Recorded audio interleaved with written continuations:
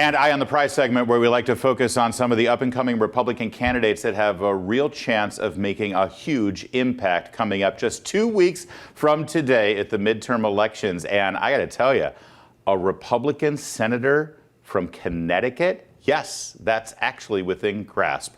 Right now is the nominee for the U.S. Senate in Connecticut, Leora Levy. She joins us now from the campaign trail. Thank you for joining us, Ms. Levy.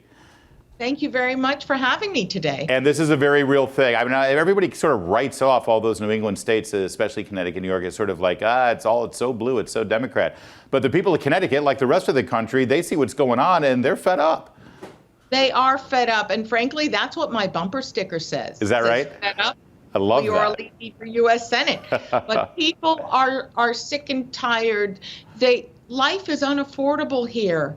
And they know they don't have to accept that. They don't have to live that way. We can change things. But to change the results, we must change the policy. And to change the policy, we must change the leadership. Yeah. And that's why I'm running, to make life affordable again, to make sure our children have a good education, are prepared for the future, not indoctrinated, to make sure to reduce crime. Life doesn't feel safe here anymore. And it did, just 2 years ago it did. So there are so many things that we need to change, and those are the things I'm going to work on in Washington. I got to tell you, Ms. Levy, it's so refreshing. You know, listen, we all recognize that the economy is a disaster, and we know exactly why. We know that the Democrats have just been printing money that we don't have and giving, President Biden whatever he asked for, and obviously that's a problem, and hopefully if we get a Republican majority, that stops. But you immediately pivot to things like our education and indoctrinating our children instead of actually focusing on teaching them instead of brainwashing them, frankly, and about crime. I mean, are you hearing more from voters about things like that than just the price of gas? Well, primarily it is the unaffordability of life, because let's face it, food is up 18%. The price of gas here, depending on which part of the state, it's either something, close to $4 or even close to $5. And I'm talking about the price for regular gas. And then in the Northeast, we have a historic shortage of home heating oil. They're already talking about rationing at very high prices. The price is just under $6 a gallon last week for home heating oil that was $2 and change last year.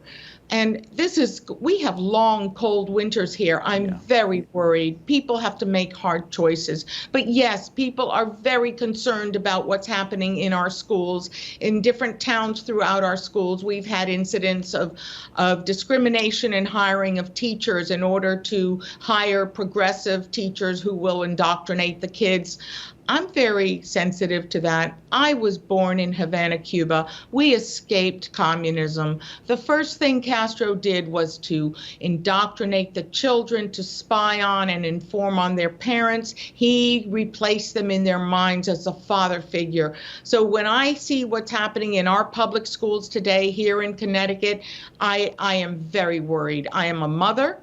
I raised 3 sons here, and our children deserve to be educated, not indoctrinated. And they don't need to be influenced by or exposed to the gender fluidity and to other inappropriate sexual curriculum that is being included in education. I have to tell you, down here in Washington, there's certain members of Congress and senators that gain a little bit of a reputation, and your opponent has a little bit of air of arrogance about him. It's like he got there, he got his job, and now there's no touching him. He'll be senator for life, except for his inevitable run for president.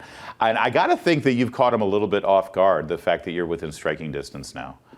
You bet I have. And, he's a 37-year career politician. That says it all. These are not jobs for life. Our founders did not anticipate that people would go to Washington and just make a career of it, make their life there.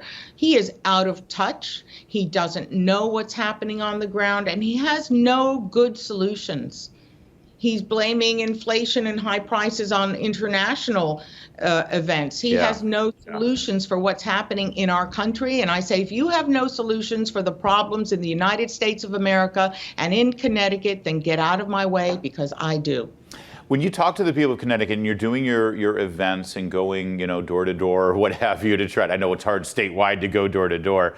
Are they finally starting to say, hey, maybe it's time for a different approach? We've tried this one party approach for so many years and nothing's happening. Yes, everywhere I go throughout the state, I go door knocking.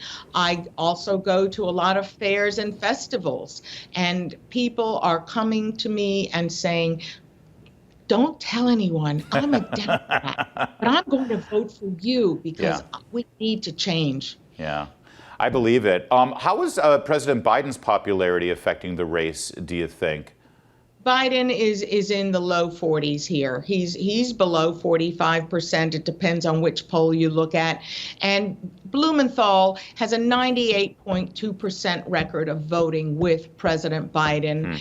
I can't find the 1.8% where he didn't vote. I assume he just missed those votes. He was probably in the men's room or something. But he is the face of Biden, and I am running to rid Connecticut and rid the Senate of the Blumenthal blight. I'd love to hear, should you win this election, in your first 100 days in the Senate, what would you like to focus on? Obviously, the economy is going to be a major part of it. What do you think a new Republican majority could actually do from Congress to make a positive effect immediately?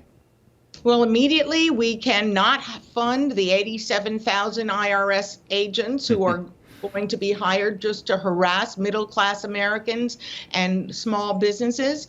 We can actually we can fund additional Border Patrol agents and immigration court judges and empower them to enforce our laws. We can stop the invasion at our border, close the border. And one of the things I look forward to working on as a legal immigrant to this country who believes in legal immigration, I want to work with Congresswoman Maria Elvira Salazar on her dignity plan.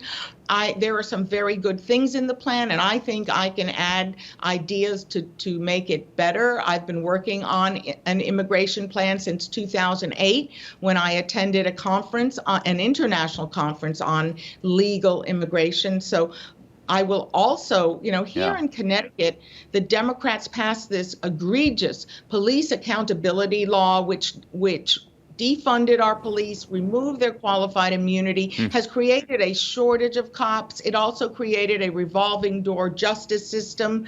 And we had a very difficult week last week. We buried 2 hero cops from Bristol, Connecticut. And there was one hero who survived and managed to kill one of the assailants.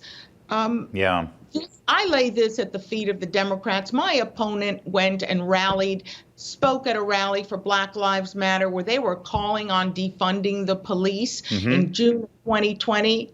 Last night he flipped. Last night, because of my support for the police and their support for me, I am endorsed by the Connecticut Fraternal Order of Police. I'm very proud to say that. That is fantastic. He flipped and is now calling for more funding for police. Wow, good for you. That's a change. We've only got about a minute left, but while you're talking about Black Lives Matter and some of the things that we're seeing in this country right now, should you be in the Senate, you'll look across the aisle there, you'll see Bernie Sanders, you'll see Elizabeth Warren. These are people that are avowed Marxists. Your family fled Marxism in Cuba. This is a major issue that we can't even call out Marxism for the evil that it is. How important is that to you, running now as a Republican woman in Connecticut for the statewide office? I call it out every day, and my opponent has been dancing with the Communist Party here in Connecticut for a very long time. Last year, he was caught attending an award ceremony of the Communist Party in Connecticut. He tried to deny it. Then the video surfaced, and so then he said, "Oh, no one told me I was at the Communist Party." Oh, he's really? He's a big boy. He's a full-grown senator, for God's sake. Nobody told me.